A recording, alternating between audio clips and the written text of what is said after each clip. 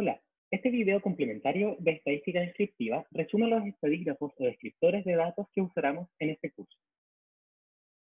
El objetivo del video es conocer y entender los descriptores de datos provenientes de un experimento aleatorio con el objetivo de clasificarlos de acuerdo a su posición, a su dispersión y a su forma. Antes de pasar a la clasificación, es bueno recordar que un experimento aleatorio corresponde al procedimiento de toma de datos desde un sistema físico, el cual incluye una medición,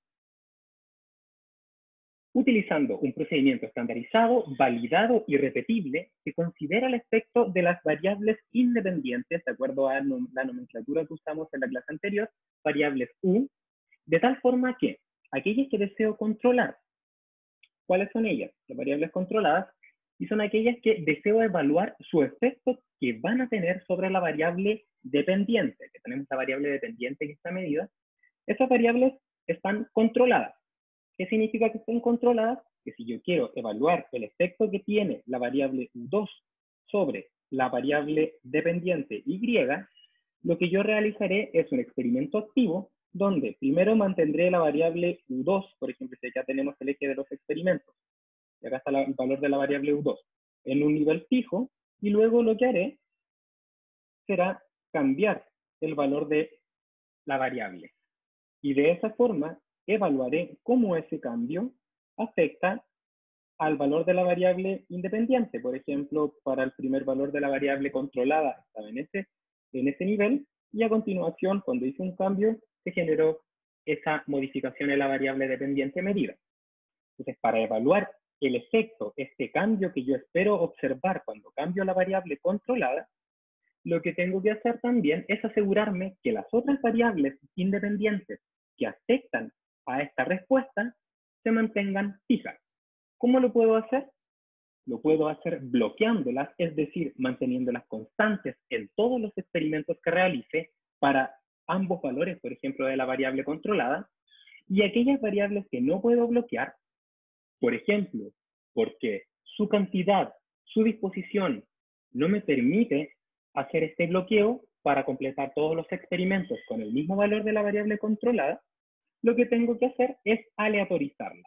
¿Y cómo la puedo aleatorizar? Bueno, para eso entonces recordamos el ejemplo que vimos en la primera clase, donde hablábamos que estábamos evaluando un sistema experimental que consistía en una lixiviación de un material de sulfuros primarios, por ejemplo. Y yo les decía, imaginémonos que voy a generar un número de experimentos tal que la cantidad que tengo disponible de este material, que está representada por este carro que está acá, no me alcanza para llenar todas las columnas de lixiviación que voy a poner en el setup experimental. En este caso, lo que puedo hacer es obtener materia prima desde otro lugar que tenga características ojalá similares, y en vez de, por ejemplo, ocupar esa materia prima, la materia prima 1, por ejemplo, para un conjunto de experimentos, y luego usar la materia prima 2 para el siguiente conjunto de experimentos, lo que hago entonces es hacer una mezcla. Hacemos una mezcla de estos dos, generamos un compósito que se llama, por ejemplo, y lo que generamos es un gran cerro que tiene una mezcla tanto de las materias primas azules y las rojas, y entonces usamos esa mezcla de las materias primas para, con esa mezcla, realizar todos los experimentos. De esa forma lo que hacemos es asegurarnos que para todos los experimentos, independientemente del valor de las variables controladas, siempre tenemos la misma mezcla o el mismo efecto de las variables aleatorias. ¿Okay? Entonces, una vez que definimos que este experimento aleatorio, entonces, requiere que las variables bloqueadas, controladas y aleatorizadas estén definidas y se vayan a implementar con un determinado procedimiento, nosotros podríamos entonces identificar que cada una de esas variables independientes tiene fuentes de variabilidad. Y por lo tanto, el resultado medido de la variable dependiente, que por ejemplo en este caso lo representamos en este gráfico que se encuentra en la pantalla, donde este gráfico tiene en el eje de las ordenadas la variable medida y en el eje de las abscisas los experimentos que realizamos, estos datos presentan una dispersión, una diferencia entre cada uno de los datos, independientemente, o incluso, perdón, si es que las variables U se mantuvieran constantes siempre. ¿Por qué es eso? ¿Por qué existe esa dispersión? Porque cada una de las variables que influyen en el experimento aportan con variabilidad. Y si recordamos la clase pasada, ¿cuáles son las fuentes de variabilidad que podemos identificar en la realización de un experimento? Podríamos decir que la podríamos resumir como estas 5M, donde hablábamos de las materias primas, donde hablábamos también de la mano de obra, hablábamos de los materiales, hablábamos también del medio ambiente, y también, por supuesto, hablábamos del instrumento de medición. ¿Sí? Dicho todo eso, entonces, independientemente si realizamos un experimento con todas las variables independientes fijas, igual vamos a tener una variabilidad asociada a estas fuentes de modificaciones menores que lo que hacen entonces es repercutir en las diferencias de los resultados del experimento. ¿Okay? Entonces, ahora, considerando eso, teniendo claro la idea de cómo afecta la variabilidad o cómo es de esperar que afecta la variabilidad a la respuesta de interés, que es equivalente a decir que los datos van a estar dispersos, no vamos a tener el mismo dato, lo que podemos identificar ahora es que si es que todo lo que está controlado está fijo, lo que está bloqueado está fijo, y lo que no se puede ni controlar ni aleatorizar, perdón, ni controlar ni bloquear está aleatorizado, entonces cada uno de estos experimentos que yo les muestro en esta gráfica están realizados con condiciones similares, iguales ojalá. De esta forma entonces podemos transformar esta gráfica eliminando el eje de los experimentos, porque todos los experimentos fueron hechos de la misma manera, siguiendo el mismo procedimiento y con los mismos valores de las variables dependientes. Y entonces lo que podemos hacer es eliminar el eje de los experimentos y quedarnos solamente con el eje de las variables medidas. Y lo que vamos a hacer ahora es que el eje de las variables medidas, que lo voy a marcar con negro acá, lo voy a poner ahora en el eje horizontal, que va a estar entonces el eje de las variables medidas. ¿Ok? Y como hacemos eso entonces, como ya no tenemos el eje de los experimentos, cada una de estas pelotitas, que son las medidas recolectadas del experimento, caerían a este eje, y lo que observaríamos entonces sería un gráfico de puntos, donde tendríamos las medidas recolectadas del experimento representadas solamente ahora en el eje de las medidas, que sería el eje horizontal. ¿Ok? Entonces, observamos que cada uno de estos experimentos tiene como resultado un valor medido distinto, y lo que haremos a continuación durante el transcurso de este video es mostrar cómo podemos clasificar este conjunto de datos con respecto, como les comentaba, a su posición, dispersión y forma. Pero antes de eso, y antes de clasificarlos también de acuerdo a su precisión y exactitud, vamos a hacer un pequeño supuesto que nos va a permitir desarrollar varias ideas un poco más adelante. Imaginemos por un momento, esto es nada más que un caso hipotético porque esto no se puede hacer, pero imaginémonos por un momento de que todas las fuentes de variabilidad son eliminadas. ¿Eso qué quiere decir? Que la materia prima, estoy completamente seguro que siempre es la misma, que el experimentador siempre hace lo mismo, exactamente lo mismo, que los materiales siempre entregan los mismos resultados, lo cual no es así, pero vamos a asumirlo por un momento que es así. ¿Okay? Entonces, si es que nosotros hacemos ese supuesto, entonces vamos a hacer el supuesto de que no hay fuentes de variabilidad porque las suprimí de alguna forma. Entonces, en vez de obtener una nube de puntos como la que les presentaba en el gráfico de experimentos versus variable dependiente, lo que observaríamos sería con azul un valor constante, porque cada experimento que fue realizado con las mismas condiciones de la variable dependiente debiese dar la misma respuesta. Recuerden que esto es solamente porque tenemos como supuesto que las fuentes de variabilidad fueron eliminadas. ¿Okay? Entonces, a este valor constante obtenido, les vamos a decir por un momento que es un valor, entre comillas, real, ¿ya? Y a este valor le vamos a llamar, vamos a borrar un momento acá para hacerlo un poco más grande, vamos a llamarlo a este valor Y mayúscula. ¿Ok? Ese Y mayúscula va a ser el valor que hubiésemos obtenido si es que todas las fuentes de variabilidad fueron eliminadas.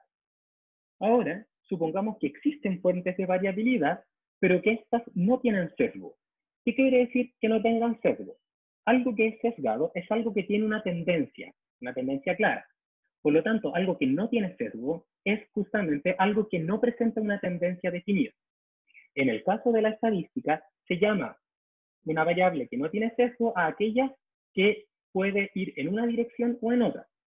Entonces, si nosotros decimos que las fuentes de variabilidad no tienen sesgo, quiere decir que respecto a este valor promedio, que está representado, perdón, a este valor real que está acá, que está representado con esta línea azul ahora, el efecto que tienen las fuentes de variabilidad está dado por valores que a veces son aditivos y a veces son sustractivos. A veces aumenta la respuesta y a veces la disminuye, pero no existe una tendencia clara. Puede ser tanto positivo el efecto que tiene la variabilidad, es decir, que aumenta el valor respecto a este valor real, como un valor negativo, o sea, que la disminuye. Y como no tiene tendencia, podríamos decir que si yo hiciera este experimento infinitas veces, lo que voy a tener es un número igual de veces que el experimento sobreestimó el valor real y el mismo número de veces que el experimento subestimó el valor real. ¿Ya? Entonces, a esta diferencia, que está representada por estas líneas rojas, le vamos a llamar un error. Y ese error es de esperar que siempre esté, porque este error es asociado con las fuentes de variabilidad de mi sistema experimental que son producidas por un experimento, que son producidas en un experimento aleatorio. De esta forma, entonces, si nosotros quisiéramos decir que, a partir de lo que acabamos de conversar, si yo quisiera representar ahora la variable medida en el experimento iésimo, esta sería igual, entonces, a la variable real más un error obtenido en el experimento iésimo. Y eso sería igual, entonces, a esta variable medida. ¿Ok? Entonces, en resumen, sabemos que este error que está acá es un error que no tiene sesgo. Eso quiere decir que puede ser tanto positivo como negativo. Y si es que no existiera, es decir, si es que yo elimino todas las fuentes de variabilidad, entonces lo que tendría es un único valor que le llevamos a llamar por mientras un valor real. ¿Ok? Entonces, si esto es de esta forma, entonces es de esperar que en este diagrama nosotros tendríamos entre todos los valores medidos, tendríamos un valor que estaría correspondiente al valor sin las fuentes de variación y el efecto que tienen entonces los errores asociados a la experimentación. Un ejemplo que pueden encontrar ustedes en error de experimentación puede ser al momento de determinar un volumen utilizando un equipo de laboratorio aforado. Hay ocasiones donde sobreestimamos donde está el marcador y otras veces donde subestimamos. Si lo hacemos de manera insesgada, quiere decir que hay veces que lo haremos para un lado y hay veces que lo haremos para otro, sin tener una tendencia clara. Teniendo eso claro, ¿okay? Entonces ahora podemos identificar y podemos describir los datos a partir, conjunto de datos, a partir de este concepto de valor real, el valor que yo esperaría obtener, ojalá si es que tuviese un experimento sin fuentes de variabilidad. Y entonces, eso lo vamos a clasificar de acuerdo a su precisión y de acuerdo a su exactitud respecto al valor real. El resultado del experimento aleatorio, recordamos, tiene que ver entonces con todas las fuentes de variabilidad más el sensor. De esta forma, si el valor real de la variable dependiente, Y mayúscula, se encuentra dado por esta línea y la nube de puntos que estamos obteniendo de nuestro experimento aleatorio con fuentes de variabilidad está en este lugar, entonces a la distancia que hay entre el valor real y el conjunto de las nubes de puntos le llamaremos exactitud y tendrá que ver con la posición de los datos respecto al valor real. Y si por otro lado queremos identificar qué tan distanciados están estos datos, entonces hablaremos de la precisión del experimento. Entonces, si nosotros usamos un experimento, perdón, si nosotros usamos un procedimiento para experimentar junto con un sensor muy bien calibrado y de muy buena resolución, es de esperar que nuestros datos sean precisos y exactos, porque van a estar centrados o muy cerca del valor real y van a tener una distancia entre ellos que va a ser muy pequeña. Por otro lado, si yo realizo una experimentación muy bien planteado, y que tengo también un sensor de alta resolución, pero este sensor, por ejemplo, falla porque no está calibrado, lo que observaremos es un sesgo constante respecto al valor real. Este sesgo que está acá, esta diferencia. Y entonces vamos a tener que los resultados de nuestra experimentación solo van a ser precisos, porque mi sensor está, por ejemplo, mal calibrado. Y por otro lado, si es que realizamos y aplicamos un experimento bien planteado, con la definición de todas las precedencias bien hecha, pero tenemos un sensor de baja resolución, o sea que no es muy preciso, lo que vamos a tener entonces es que vamos a tener exactitud, ¿ok? Pero no precisión. Y entonces observamos que el mismo experimento planteado con la misma metodología, con distintos sensores, va a tener resultados distintos. Y eso implica que podríamos llegar a tener conclusiones distintas. Es por eso entonces que es muy relevante identificar cada uno de los pasos y los materiales que utilizamos para poder resolver nuestro experimento y para poder tomar las mediciones. ¿Qué tan importante es, por ejemplo, la resolución de un experimento, del sensor, perdón? Imagínense que estamos trabajando con un sensor que está bien calibrado, o sea, nos vamos a fijar ahora en este conjunto de datos A y en el conjunto de datos C, pero entre ellos la diferencia es que un sensor es de baja resolución, que sería el caso del C, y de alta resolución, que sería el caso del experimento A. En este caso, podríamos plantear un experimento para identificar el efecto que tiene una variable controlada, como les decía, y entonces vamos a asumir que los datos rojos son los que representan los datos observados utilizando un valor de la variable controlada, por ejemplo, igual a un valor U0. Y los datos azules corresponden a los puntos obtenidos ahora con el valor de la variable controlada en un valor U1, distinto de U0. Si observamos, los dos conjuntos de datos están bien diferenciados, están separados entre ellos, sus posiciones son distintas y por lo tanto yo de acá, aplicando procedimientos de inferencia, que lo vamos a ver más adelante, podría concluir de que el efecto que genera la variable U en la variable dependiente Y es significativo. ¿Por qué? Porque claramente existe una diferencia entre los dos tipos de experimentos. Ahora, hagamos el mismo experimento utilizando los mismos valores de la variable independiente controlada. Es decir, estos valores que están acá van a representar U igual a U0, pero ahora utilizando este sensor que es de menor precisión, pero igual de exacto, o sea, bien calibrado. Entonces podríamos tener esta nube de puntos que representaría ahora en rojo el resultado obtenido con el valor de la variable independiente U0, y si observan está en el mismo valor, está en el mismo eje, porque está entregando el mismo, está centrado alrededor del mismo valor verdadero. Y es de esperar entonces que la segunda nube de puntos, obtenido con la segunda condición experimental, U igual a U1, también esté centrado en este punto. Pero ahora, debido a que mi sensor no es tan preciso, lo que yo esperaría obtener es algo como esto. Y si observan ahora, ya no existe una diferenciación tan clara entre, entre los valores obtenidos de la variable dependiente utilizando la variable en U0 o la variable en U1. ¿Y eso qué va a implicar?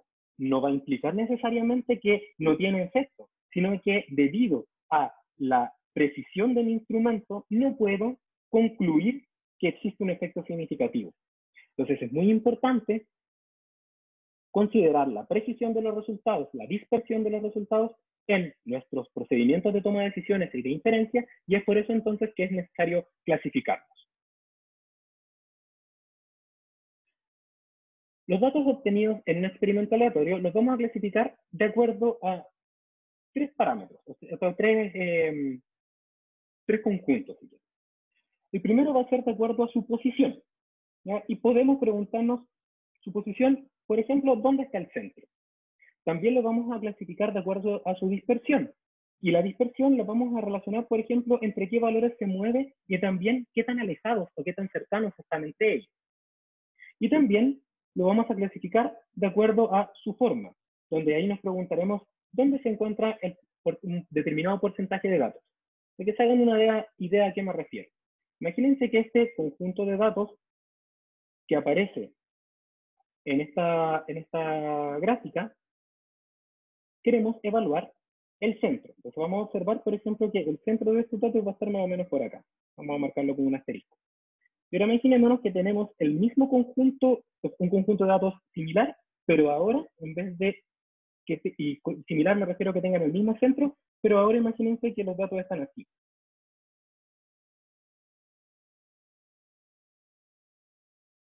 El centro sigue estando en el mismo lugar, aquí vamos a marcar el centro, pero ahora estos conjuntos de datos son distintos. Por eso no solamente tenemos que clasificarlos de acuerdo al centro, sino que también debiésemos clasificarlos, por ejemplo, de acuerdo a qué tan juntos o qué tan alejados están. ¿Okay? Y no solamente eso, también debiésemos clasificarlos de acuerdo a cómo se presentan los datos, porque yo podría tener ahora un ejemplo extremo donde tengo todos los datos en un extremo y todos los datos en el otro extremo, y resulta que tengo el mismo centro, la misma distancia, pero claramente este conjunto de datos es distinto a este otro conjunto de datos que les marco más abajo. Entonces, por eso tenemos que hacer la clasificación relacionándola con la posición, relacionándola con la dispersión y relacionándola con la forma. Partiremos entonces con la posición y vamos a definir un estadígrafo. Los estadígrafos son las variables estadísticas que nos permiten clasificar los conjuntos de datos que vienen de los experimentos aleatorios. Entonces vamos a definir el primer estadígrafo, que se va a llamar estadígrafo de posición central y que se va a llamar promedio. ¿Ya?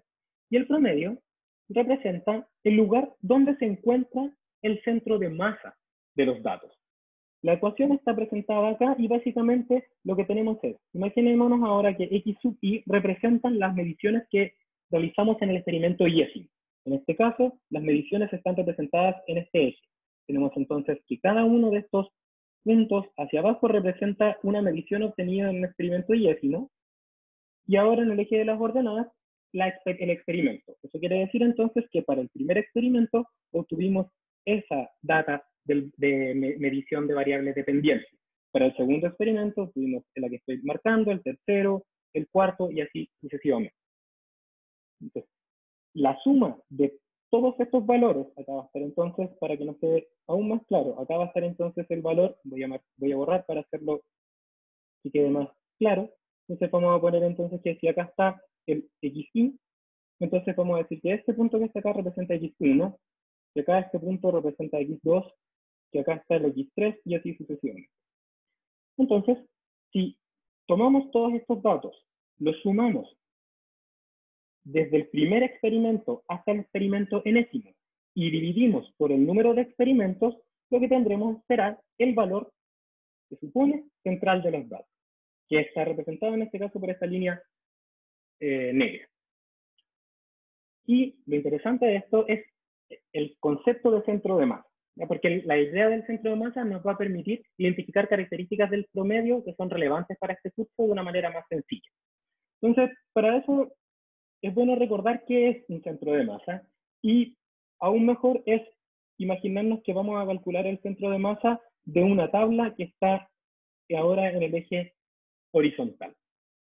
El centro de masa de esta tabla en el eje horizontal es el lugar donde si yo pongo un pivote, voy a poner un pivote por acá, o puede estar por este lugar, o puede estar en algún lugar, el centro de masa es aquel lugar donde yo pongo este pivote, este triángulo que estoy marcando, tal que si todos los puntos que están acá caen sobre esta tabla, la tabla se mantiene quieta. Entonces imaginémonos que, para tal efecto, imaginémonos que todas estas mediciones pesan lo mismo. Imaginémonos que son bolitas de peso unitario. Entonces el peso de esto va a ser, el peso va a ser unitario, el peso de esta bolita también va a ser unitario, todos van a ser pesos unitarios.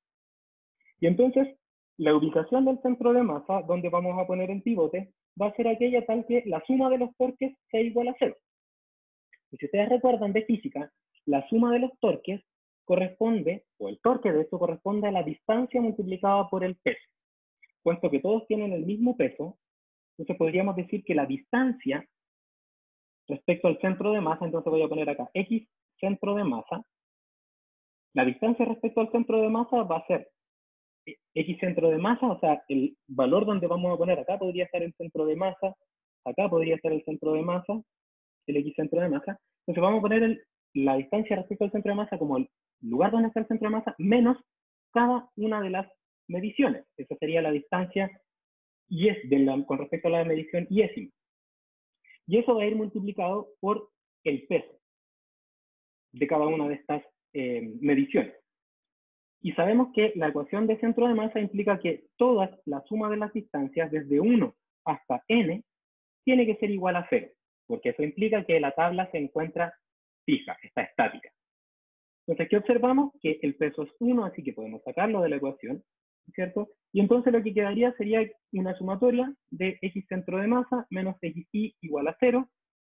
Podemos utilizar las propiedades de la sumatoria, es decir, sacar ese término, pero si sacamos ese término, tenemos que recordar que es sumar n veces, por lo tanto, sería n veces sumatoria, perdón, sería n veces por el x centro de masa, y eso va a ser igual a la sumatoria de los valores x, y. Entonces, este valor n lo tiramos para abajo, y entonces queda que el lugar del centro de masa es igual a la suma de los valores x, y partido por n, que representa la ecuación del promedio, que está representada acá. De esta forma, entonces, sabemos que el promedio de los datos es el centro de masa de ellos. Y en este caso, entonces, el centro de masa, como yo les explicaba, está dado por esta línea negra, que es aquel lugar donde la tabla no se va a mover hacia ningún lado. ¿Por qué es importante entender el concepto de centro de masa? Básicamente porque, y por qué es tan importante también hablar acerca del promedio. Primero, respecto al promedio, observemos que si es que utilizamos esta nomenclatura que dice que el resultado de un experimento aleatorio es equivalente al valor real, vamos a marcarlo ahora con X mayúscula, menos un error, y eso va a ser igual a la medida que yo observé.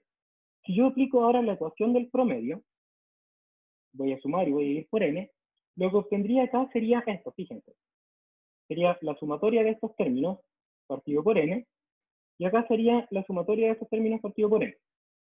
¿Okay? ¿Qué podemos observar de aplicar la ecuación del promedio a ambos lados de la expresión? Básicamente podemos notar que en este momento esto que está acá representa el promedio, porque sería la suma de todos los términos partido por n, y acá hay algo, perdón, y en este lugar, al lado izquierdo de la ecuación, hay algo muy interesante. ¿Por qué? Noten que la sumatoria del valor fijo real va a ser n veces el valor real dividido por n, por lo tanto, toda esa sumatoria que ustedes ven en este lado va a quedar igual al valor real. Y aplicando las propiedades de la sumatoria, vamos a tener que el otro término, vamos a sumar la sumatoria de los errores del experimento partido por n, y eso va a ser igual al error promedio. Perdón, al promedio. Y noten acá que si mis fuentes de variabilidad son insesgadas, lo cual es de esperar para un experimento bien planteado con un sensor que está bien calibrado, lo que observaríamos es que a veces el error suma, a veces el error disminuye. Aquí les estoy marcando el error. Por lo tanto, podríamos pensar que tenemos la suerte de que tengo el mismo número de rayas hacia la izquierda, que corresponden al error, que hacia la derecha, esta sumatoria debería ser 0 o cercana a 0. Por lo tanto, el promedio nos puede dar una idea muy cercana del valor real de la variable, siempre y cuando tengamos datos que vienen de un experimento aleatorio bien planteado. Eso es muy importante, porque de lo contrario, todo lo que hacemos está errado. ¿Ok? Y ahora, pero claro, no necesariamente, perdón, tiene que ser 0, porque para que fuese 0, tendríamos que asegurarnos que el mismo número de errores que van en una dirección están en la otra. Y eso es equivalente a tomar infinitas mediciones. ¿Ya? Porque siempre, si son finitas, siempre podría haber un error que se fuera para un lado en vez de para el otro, y que no necesariamente obtendríamos el valor real con el promedio. Pero sí, lo que podemos tener claro es que el valor promedio lo que hace es eliminar el efecto que tiene el error, puesto que el error puede ser tanto positivo como negativo. Por lo tanto, la suma es de esperar que sea más pequeña. Y ahora, lo otro relacionado con el centro de masa que es interesante y muy importante, de hecho, para este problema de descripción de datos, es que como es un centro de masa, el torque es muy importante. Y como el torque es muy importante, y para el torque la distancia es clave también, imagínense ustedes que vamos a ampliar este eje, e imaginémonos que el dato 1/10, en vez de estar dentro de este rango que está acotado, ahora está, por ejemplo, el dato undécimo lo vamos a poner acá.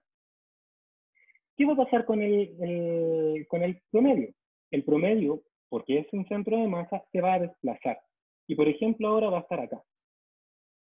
Y si hacemos un experimento, y ese experimento, por ejemplo, lo hicimos mal, porque no estábamos atentos, porque no seguimos el procedimiento, quizás en vez de haber estado el dato undécimo en ese lugar, hubiese estado acá. Es un dato que no es representativo porque lo tomamos con error.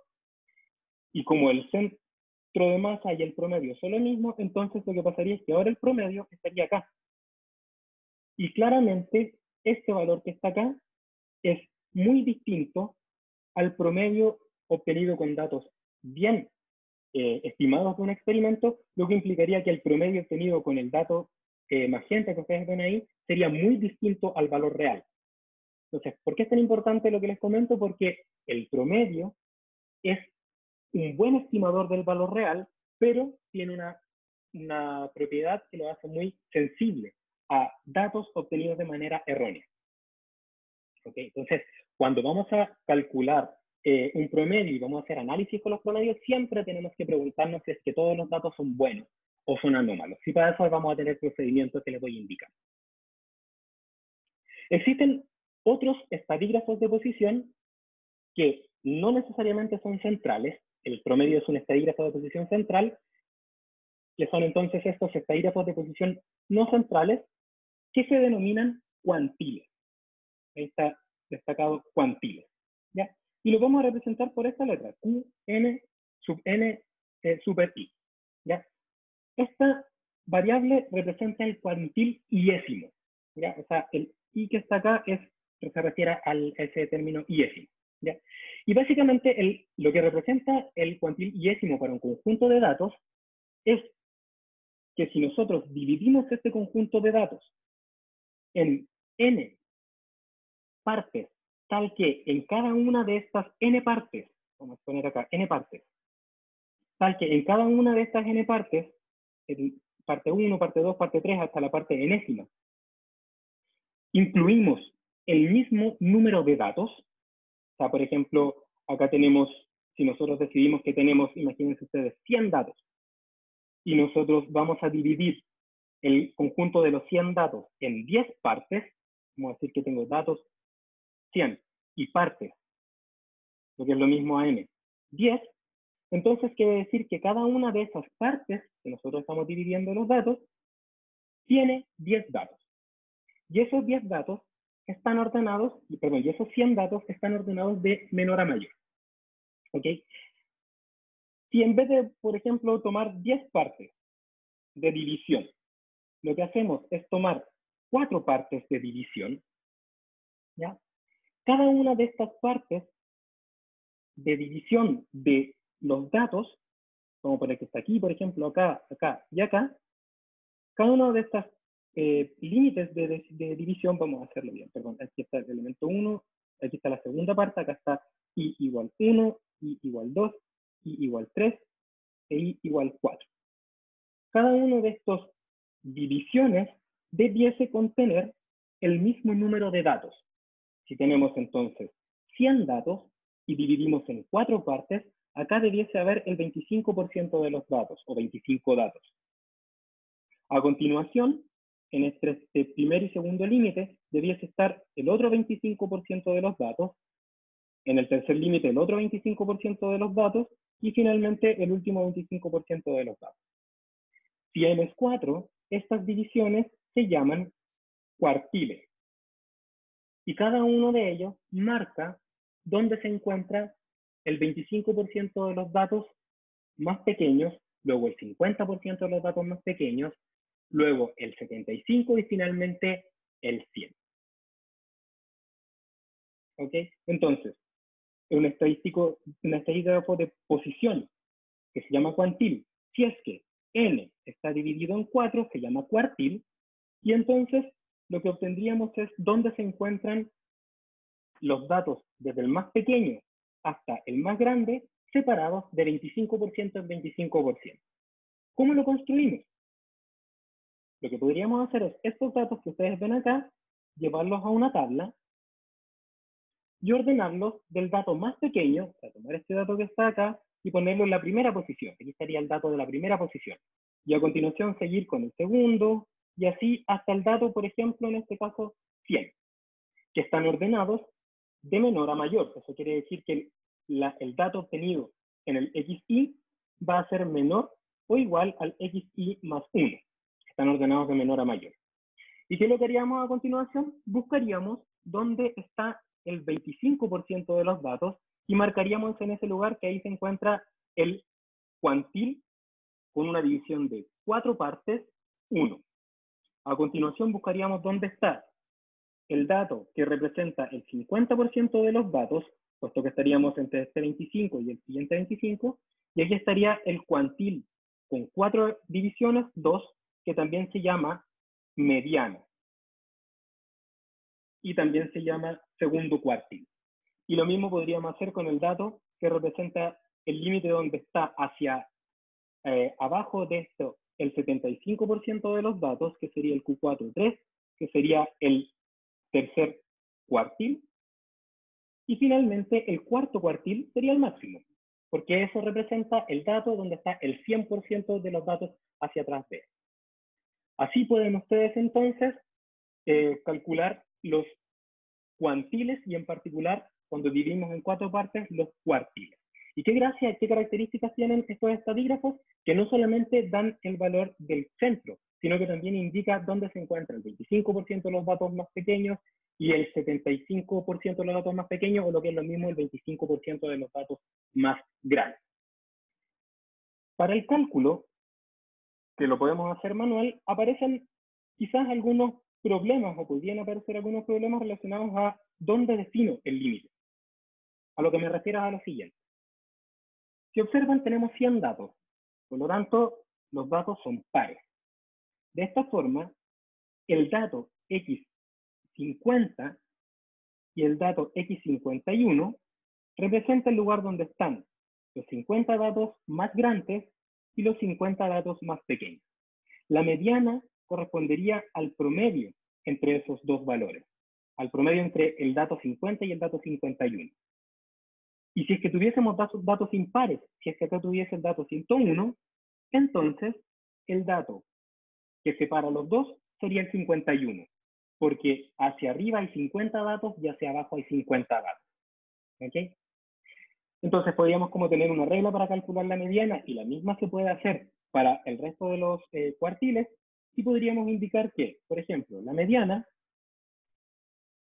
va a ser igual a ¿cuál? ¿A qué cosa?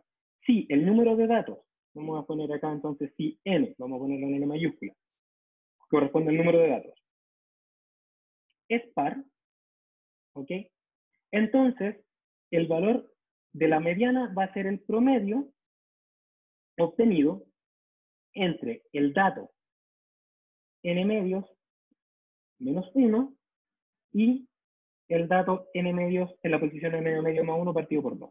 Y si este número de datos es impar, entonces sería la mediana, vamos a poner acá, no es el promedio, es la mediana, no, mediana. La mediana sería el dato que está en la posición n medios. Perdón, en la posición n medio más 1, porque hacia arriba hay n medio, hacia atrás de él hay n medios datos y hacia el otro lado hay n medios datos, ¿ya? Porque tenemos n más 1 datos, donde n es par. ¿Ok? Entonces, dicho eso, antes de seguir avanzando, y ustedes pueden identificar cómo se calculan los otros cuartiles a partir de esta misma idea y qué otros cuartiles hay. Por ejemplo, si n es igual a 10, el cuantil se llama decil. Si n es igual a 100, entonces el cuantil se llama percentil. Ahora, ¿qué gracia tiene un estadígrafo de posición central que lo recalqué acá con destacador, la mediana? La mediana, al igual que el promedio, representa un estadígrafo de posición central. Y básicamente debiésemos esperar que si es que los datos vienen de un experimento aleatorio, la mediana y la media se parezcan. Ustedes pueden observar acá, voy a borrar ahora, todo lo que está acá, ustedes pueden observar que estos datos están centrados en un valor, que podríamos llamarlo el valor promedio, y tienen una dispersión similar, por lo tanto no sesgada hacia ambos lados de este promedio. Entonces, ¿dónde está la mediana? Observamos y digamos, por ejemplo, que la mediana va a estar en este dato. Vamos a marcarlo con otro color para que se vea mejor. Por ejemplo, está en este dato que está ahí. Ahora, imaginémonos que vamos a hacer un experimento similar al que hicimos cuando trabajamos con el promedio, es decir, un experimento que fue obtenido de manera desprolija. Por ejemplo, el último dato fue obtenido acá. Pueden notar, voy a marcar con negro, perdón, que el promedio se va a correr hacia la derecha, porque el centro de masas tiene que mantener esta tabla fija. Pero la mediana no se va a correr más allá de un valor hacia el lado, porque la mediana lo que hace es dividir el conjunto de datos en el 50% hacia un lado y el 50% al otro. Por lo tanto, que aparezca un dato extra y ese dato sea anómalo, lo único que hace es mover la mediana un poquito. Entonces, desde ese punto de vista, la mediana tiene la característica de que es más robusta, es menos sensible a errores de medición. Los datos también pueden clasificarse de acuerdo a su separación o dispersión. Y el primero que les presento se llama rango. Está representado acá. El rango representa la distancia que hay entre el valor máximo obtenido y el valor mínimo obtenido. Entonces podríamos observar que el rango estaría dado por el cálculo entre el valor más grande de los datos experimentales y el valor más pequeño de los datos experimentales. Entonces definiríamos que el rango representa esa distancia. Aquí estaría entonces el rango. Como pueden observar, el rango es una distancia y básicamente lo que implica es que la dispersión tiene que ver con la separación y por lo tanto con esta distancia. Por lo tanto, podemos definir otros estadígrafos que tomen en consideración distancias, pero que no consideren, por ejemplo, los casos extremos, sino que también consideren los casos intermedios, que también tomen en consideración los puntos que no son los valores extremos. Porque de lo contrario, si nos quedamos solamente con el rango, el mismo rango puede tener el conjunto de datos que les presento en la gráfica, como este conjunto de datos, que está todos apilados en los valores más grandes o los valores más altos. Pero nosotros claramente debiésemos saber que los datos azules están más distanciados entre ellos porque hay una mayor distancia respecto a ellos. Hay muchas más veces que estos datos están así de separados.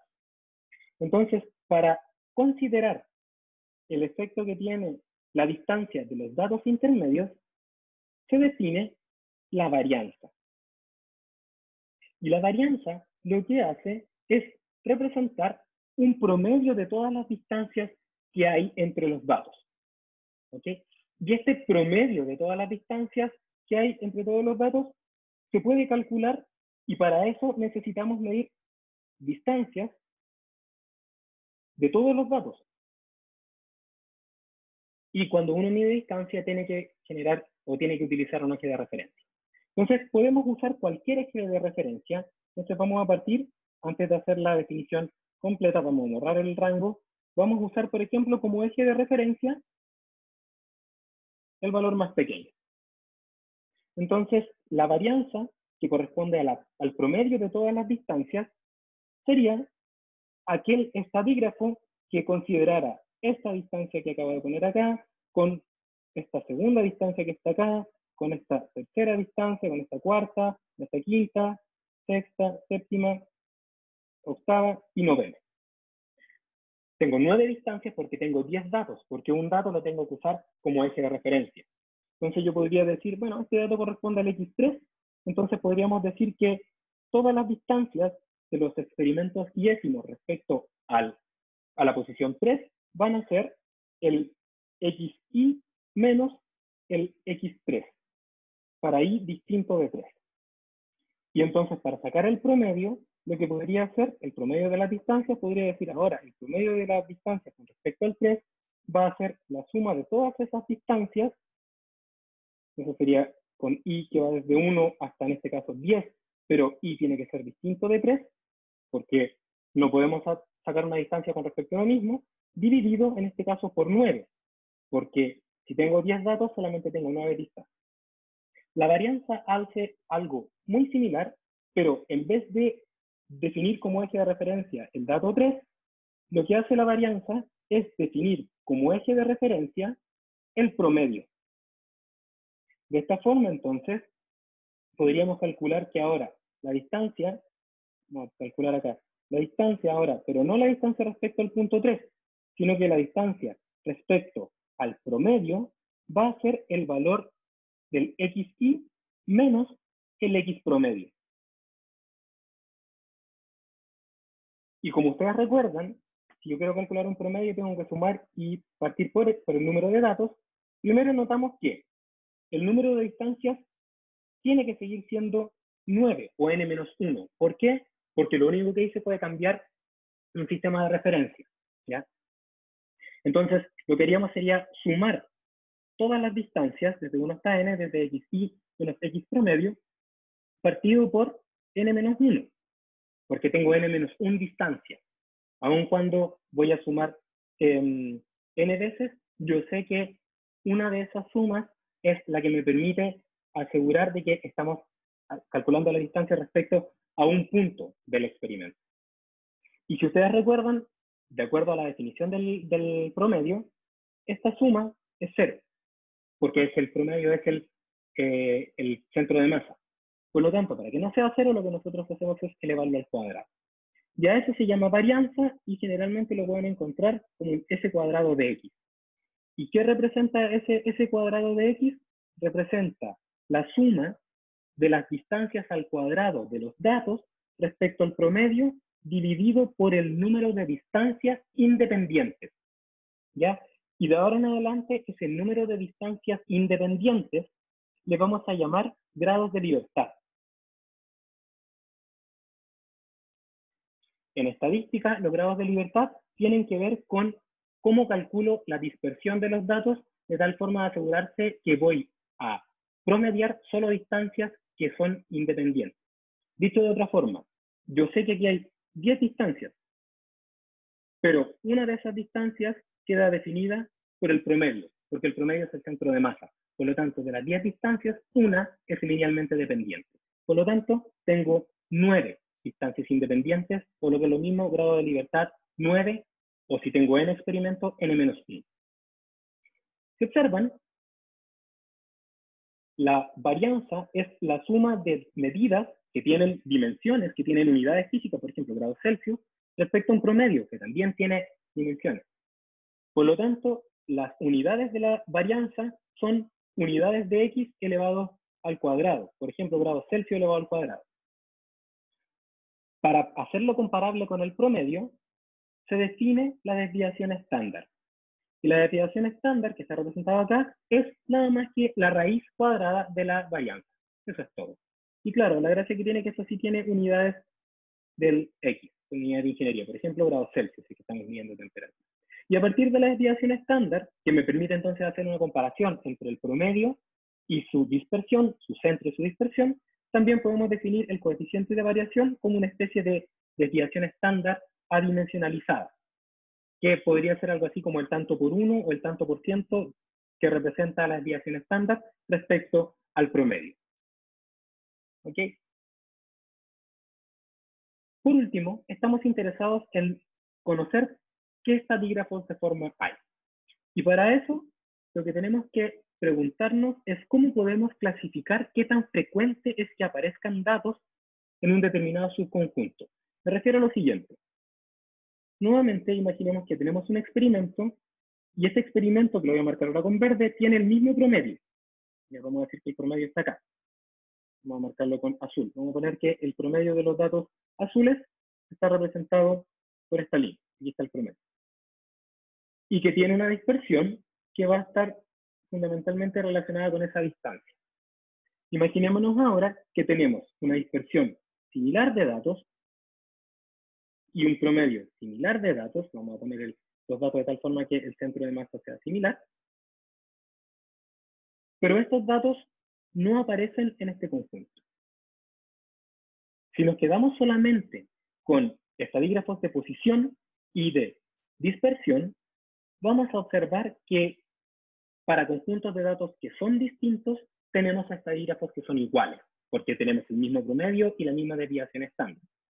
Entonces, ¿qué podemos hacer? Podemos clasificar mediante un procedimiento gráfico, de hecho, cuántos datos hay en un determinado conjunto. Por ejemplo, cuántos datos caen en este subconjunto, cuántos datos caen en este subconjunto, cuántos datos caen en este, cuántos datos caen en este, y contrastarlo con cuántos datos caen ahora en los mismos subconjuntos de la variable dependiente, del rango completo de la variable dependiente, pero ahora con los datos azules. ¿Y qué vamos a observar? Que ahí sí que hay diferencias, porque acá podemos decir que un número quizás similar al número de acá cae en ese mismo subconjunto, pero que claramente observamos una diferencia. Entonces, para identificar la forma, lo que vamos a hacer es, vamos a clasificar cuántos elementos medidos pertenecen a determinados subconjuntos. ¿Ok? Entonces, para eso, vamos a definir un número de subconjuntos. Entonces, vamos a decir, voy a tener acá n datos, y estos n datos que están representados en esta escala de medidas, entonces las medidas, lo voy a dividir en n partes iguales. Por ejemplo, en 1, 2, 3, 4, 5, 6 y 7 partes iguales. Y estas 7 partes iguales que están acá, 4, 5, 6 y 7 partes iguales, la vamos a llamar clase. Cada una entonces de estos intervalos, vamos a marcarlos ahora acá, cada uno de esos intervalos que les estoy marcando con verde, le vamos a denominar clases, o lo que es lo mismo, subconjuntos. ¿Okay? Entonces, tenemos n clases para este conjunto de datos, y lo que vamos a hacer a continuación es, primero preguntarnos, ¿cómo podemos definir cuántas clases hay? ¿Cuántas clases hay? Entonces podemos decir, yo podría definir una sola clase. Entonces vamos a decir que esta es la única clase. Tengo un único subconjunto que es igual a el rango que hay. O quizás podría decir que hay dos. Podríamos entonces poner dos, una separación ahí, que tiene que estar igualmente distanciada. ¿Ya? O podríamos definir 100 o lo que sea. Una vez que definimos un número de clases que se sugiere que sea un valor, por ejemplo, como la raíz del número de datos, y acá tenemos 100 datos, habría una división en 10 partes, todas ellas igualmente distanciadas, y delimitamos los subconjuntos, lo que tenemos que hacer es contar cuántos elementos caen en cada una de estas clases. Entonces, si nosotros definimos 10 clases, esta es la primera, la segunda, tercera, cuarta, quinta, sexta, séptima, octava, 1, 2, 3, 4, 5, 6, 7, 8. Vamos a poner 8, no me dio para más.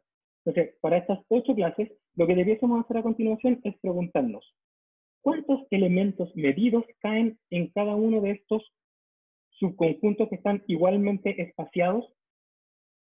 ¿Cuál sería la cantidad, la distancia que hay entre cada una de las clases? Si este es el rango, recordemos entonces que el espesor de la clase sería igual al rango partido por el número de clases. Este sería entonces el tamaño que hay, estos deltas chiquititos que están acá, que representan las distancias entre cada una de las clases. Entonces, para formar este estadígrafo de forma que se llama el histograma, lo que vamos a hacer una vez que definimos las clases es contar cuántos valores experimentales caen dentro del subconjunto, y lo vamos a registrar en una tabla. ¿Ya? Por ejemplo, como la que ustedes ven acá, que vamos a decir la clase 1 hasta la clase 10, y por ejemplo, en la clase 1 hay 4 elementos, en la clase 2 hay 27 elementos, en la clase 3 hay 88 elementos. O sea, entre un valor y este valor que está acá, por ejemplo, hay 4 elementos. Entre el siguiente límite hay 27 elementos. Y así sucesivamente con el resto de los valores que están acá. Cada una de las clases que nosotros definimos tiene asociado entonces un número de datos que hay dentro de ella. Y a eso se le llama frecuencia y frecuencia absoluta, porque te indica cuántos datos hay en cada una de estas clases. También las clases, aparte de tener una frecuencia absoluta, tienen una etiqueta. ¿Qué es la etiqueta de clase? El valor promedio entre el límite inferior y el límite superior. Y definiremos que la etiqueta de clase representa algo así como el valor más representativo de esa clase. Vamos a decir entonces que esto va a ser el inferior más el superior partido por 2. Y eso le vamos a llamar la etiqueta de clase de aquí. Y la siguiente etiqueta de clase de la siguiente clase va a estar entre el inferior de la siguiente clase y el superior, y así sucesivamente. Entonces, esas etiquetas de clase están representadas acá y será algo así como el dato más representativo de este subconjunto.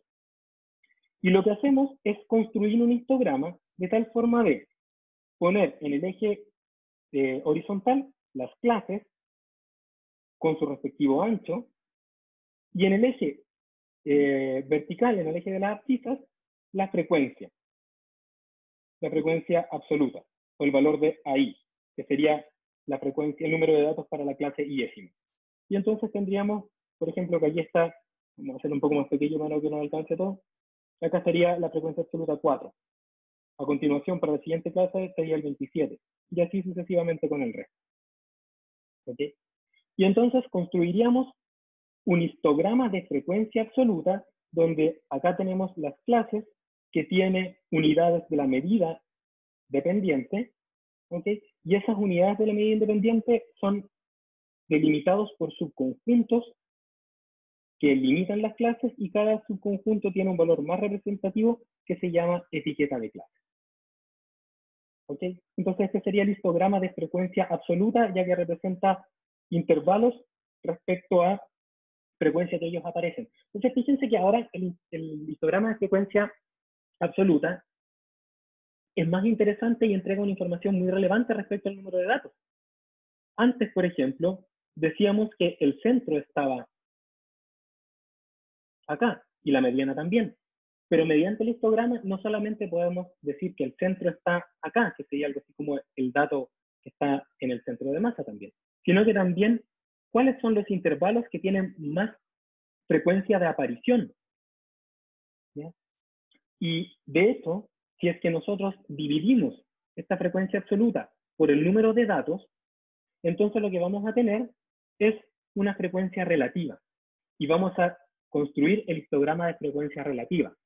Y el histograma de frecuencia relativa nos va a decir, por ejemplo, que existe un conjunto de datos centrales que se encuentra entre estos dos límites, estoy marcándolos acá, y que ellos representan, por ejemplo, algo así como un 26% del total de datos. Y todo el resto de los subconjuntos tienen porcentajes menores. Por ejemplo, esto sería un 18%, esto sería, por ejemplo, un 3% y así sucesivamente. Por lo tanto, mediante el histograma podemos sacar, aparte de la información de cuál es la clase que es más frecuente, también podemos identificar cuáles son, por ejemplo, aquellas clases que son menos frecuentes pero son iguales de importantes. Por ejemplo, o podemos identificar si sumamos estas tres clases, podemos identificar que algo así como un 50% de los datos está entre un valor que está alrededor del 9,5 y un valor que está alrededor del 10,5. ¿Okay? Entonces, mediante esta representación que viene desde el conjunto de datos, lo que podemos hacer es identificar ahora qué tan frecuente o dónde se encuentran, por ejemplo, los datos más frecuentes, el 50% de los datos más frecuentes, el 25% y así. Y por último, podemos trabajar con el histograma de frecuencia relativa y podemos integrar el histograma de frecuencia relativa, o lo que es lo mismo, sumar las alturas. Por ejemplo, podríamos tomar este histograma de frecuencia relativa, tomar las frecuencias y tomar esta parte que está acá y sumársela a la siguiente frecuencia relativa. Y ahora, tomar toda esta frecuencia relativa que ya tiene la suma del valor anterior y ahora sumárselo a este que está acá. Y ahora podemos hacer lo mismo, podemos utilizar otro color, tomar toda esta frecuencia que corresponde a la suma anterior más el valor de la frecuencia relativa correspondiente y sumársela a este valor que está acá. Y seguir así sucesivamente sumando el valor de la frecuencia relativa de tal forma de ir generando una frecuencia acumulada. El valor de la frecuencia, ir sumándole el valor de la frecuencia relativa y obteniendo cada vez una integración más grande. La integración de todos los datos. Y entonces, en vez de tener una forma, así como yo les explicaba, que está centrada en un valor promedio y insesgada hacia ambos lados para un experimento aleatorio, lo que podríamos obtener sería una gráfica que es así, que se llama histograma de frecuencia acumulada, ¿ya? Y este histograma de frecuencia acumulada, que corresponde a la integración del histograma de frecuencia relativa, nos permite identificar otras cosas. Por ejemplo, nos permite identificar el valor, por ejemplo, que delimita el 60% de los datos más pequeños. Porque como yo sé que esto es un histograma acumulado y estoy acumulado entre el valor más pequeño y el valor más grande, entonces yo podría decir que al estar acá el 60%, todos los datos que hay desde el 60% hacia abajo son datos más pequeños. Entonces podría decir, mira, como la etiqueta de clase es el dato más representativo de estas clases, entonces podría, por ejemplo, unir los puntos, así como lo están viendo, y podría identificar que el límite donde se encuentra el 60% de los datos está dado acá. Estaría el X que lo que hace es delimitar donde está el 60% de los datos más pequeños, o lo que es lo mismo, el 40% de los datos más grandes. También nos permite calcular el límite, el valor que separa el 50% de los datos, que sería este.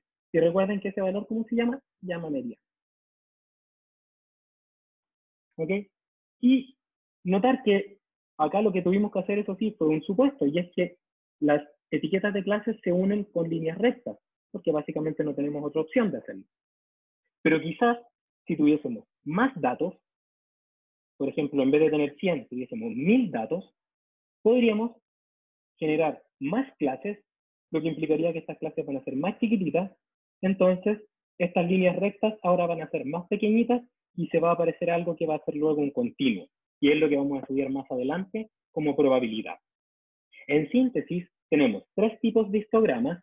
El histograma de frecuencia acumulada, que tiene una forma como lo que ustedes están viendo acá para un experimento aleatorio insesgado, y que la suma de todas las alturas va a ser igual al número total de datos, porque cada una de las alturas representa el número de datos que hay en ese intervalo.